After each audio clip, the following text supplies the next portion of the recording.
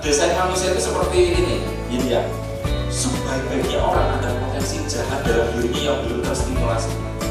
Sejahat-jahatnya orang ada kebaikan di dalam dirinya. Yang ini kalau kita sentuh terus ini mau besar.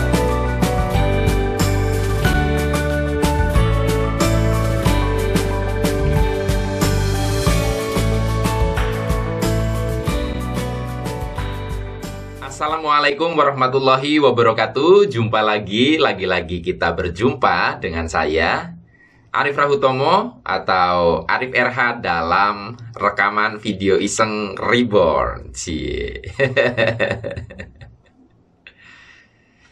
Teman-teman, tema yang saya bahas kali ini adalah rahasia melambat. Saya ulang ya, rahasia melambat atau the secret of slow down.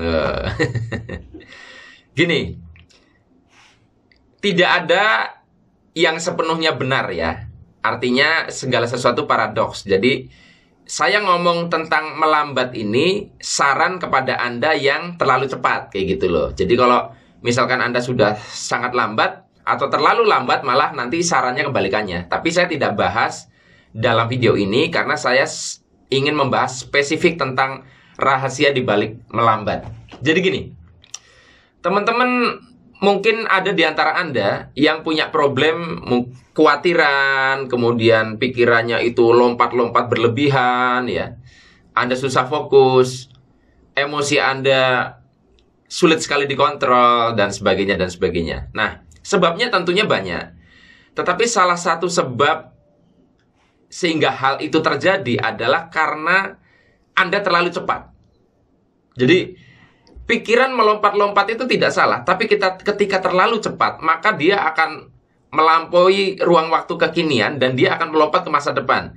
Nah, karena sering melompat ke masa depan, akhirnya Anda akan khawatiran, akan cemas, akan jadi macam-macam lah pokoknya, jadi semrawut gitu loh.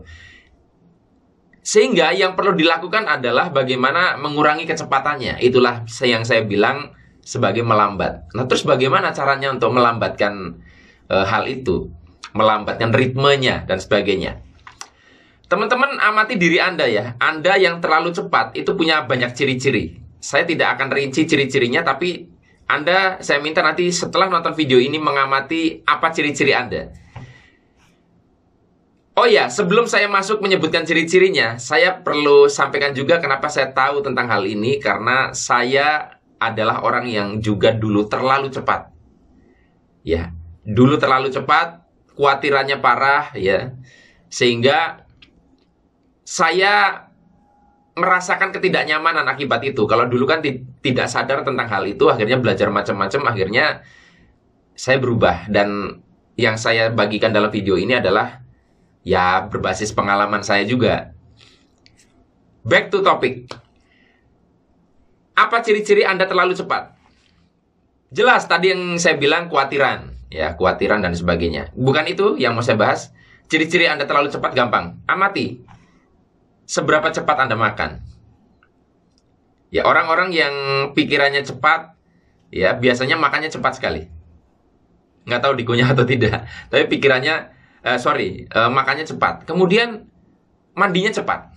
Walaupun umumnya pria juga mandi cowboy ya. Tapi amati deh durasi mandi Anda. Kalau Anda cepat sekali mandinya, itu juga tanda Anda terlalu cepat. Kalau Anda ingin tahu, begini deh. Ketika saya dengan istri saya makan, itu kelihatan sekali perbandingannya. Istri saya belum selesai, saya sudah 5 kali lebih cepat dari dia. Contohnya begitu. Nah, itu dengan seperti itu Anda bisa tahu apakah Anda terlalu cepat atau tidak. Kemudian jalannya cepat. Jalannya cepat. Kalau Anda berjalan sendirian tidak begitu terasa, tetapi ketika Anda berjalan bersama orang lain, Anda bisa meninggalkan teman-teman Anda itu, atau Anda merasa tersiksa dengan ritme yang menurut Anda lambat. Kayak gitu. Kemudian apalagi? Ngomongnya cepat. Nah ini, saya dulu itu kalau Anda lihat video-video saya zaman dulu banget, itu cara bicara saya sangat cepat. Dan itu sangat melelahkan tentunya. Apalagi kalau memberikan training seharian. Nah, saya makanya sekarang bicaranya sudah sangat melambat ya. sudah melambat, ada jeda dan sebagainya, itu ada hasil latihan yang lama, nggak ujuk-ujuk. Nah, lalu bagaimana latihan untuk Anda bisa melambat? Ya, kurangilah kecepatan hal-hal tadi yang Anda identifikasi ada pada diri Anda. Kalau Anda mandi terlalu cepat, ya lambatkanlah sedikit. Kalau Anda makan terlalu cepat, mulailah berlatih melambatkan makan. Kalau Anda ngomong terlalu cepat, kurangilah kecepatan bicara Anda, sering beri jeda. Kalau Anda makan terlalu cepat, jalan terlalu cepat, Anda bisa juga lambatkan. Nah, kalau misalkan Anda kesulitan untuk melakukan ini, itu tadi. Contohnya kalau saya melambatkan diri saya adalah dengan mengikuti ritme orang lain, yaitu istri saya. Istri saya kebetulan lambat, sehingga saya bisa melambatkan diri. Ingat, pesan ini berlaku untuk Anda yang terlalu cepat. Jadi kalau Anda yang sudah terlalu lambat, jangan tambah dilambatkan. Nanti ada dampak yang buruk juga dalam hidup, karena kita menuju kepada keseimbangan. Nah, teman-teman, kenapa ini penting? Karena kalau selama Anda tidak melambatkan diri, maka ritme tubuh Anda akan terus mendorong Anda untuk tadi. Pikiran Anda jadi lompat-lompat dan sebagainya, emosi susah dikontrol, cepat marah, kan karena kecepatan itu. Orang yang cepat marah itu kan karena cepat. Ya, cepat terbakar, cepat terusik, cepat tersinggung. Itu kecepatan. Nah, untuk sekarang ini atau era-era mulai modern ini, sebetulnya ini juga ada kontribusi dari perubahan zaman. Jadi begini, orang-orang zaman dahulu itu kan mungkin ya, walaupun tidak semua, nggak semua saya bilang, mereka lebih terkondisikan untuk berlatih lambat, berlatih lebih sabar dibandingkan kita. Zaman dulu orang kalau mau pergi ke mana? Pergi ke luar pulau, katakanlah ke Kalimantan dari Jawa, itu harus naik kapal laut dan itu butuh waktu yang lama. Saya nggak tahu berapa harinya, tapi lama. Di situ akhirnya orang kan dipaksa untuk berlatih sabar. Orang berkirim surat antar daerah itu bisa paling cepat sehari misalnya. Baru dapat surat kita nyampe, lalu balasannya sehari lagi. Berarti kan itu sudah 2 hari. Nah, memang di situ ada sisi negatif ya, akhirnya jadi lambat informasi itu. Tetapi sisi positifnya kita sabar sebenarnya kalau lingkungannya kayak gitu. Sekarang semua serba cepat. Serba cepat.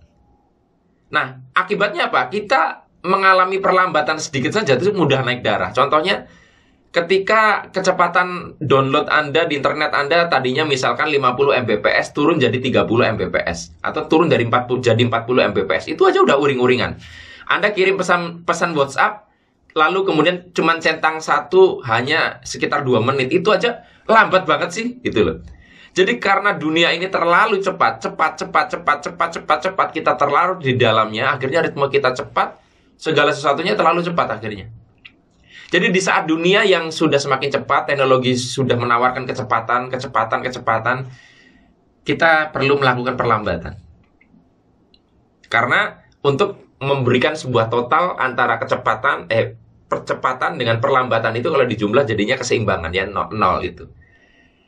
Nah, ini memang tidak bisa instan, teman-teman. Jadi Anda harus melakukan tadi. Anda coba boleh di timer, atau Anda bisa minta feedback dari orang terdekat Anda, istri Anda misalnya. Aku sudah cukup lambat belum?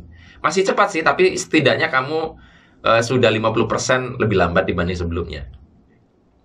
Nah, ini tips yang berdasarkan pengalaman pribadi. Saya merasakan banyak perubahan dengan mengidentifikasi apa saja pada diri saya yang terlalu cepat, lalu saya berusaha latihan melambat. Semoga bermanfaat. Sampai ketemu lagi dalam rekaman video Iseng Reborn yang selanjutnya. Saya akhiri. Billahi taufiq wal hidayah. Wassalamualaikum warahmatullahi wabarakatuh. See you.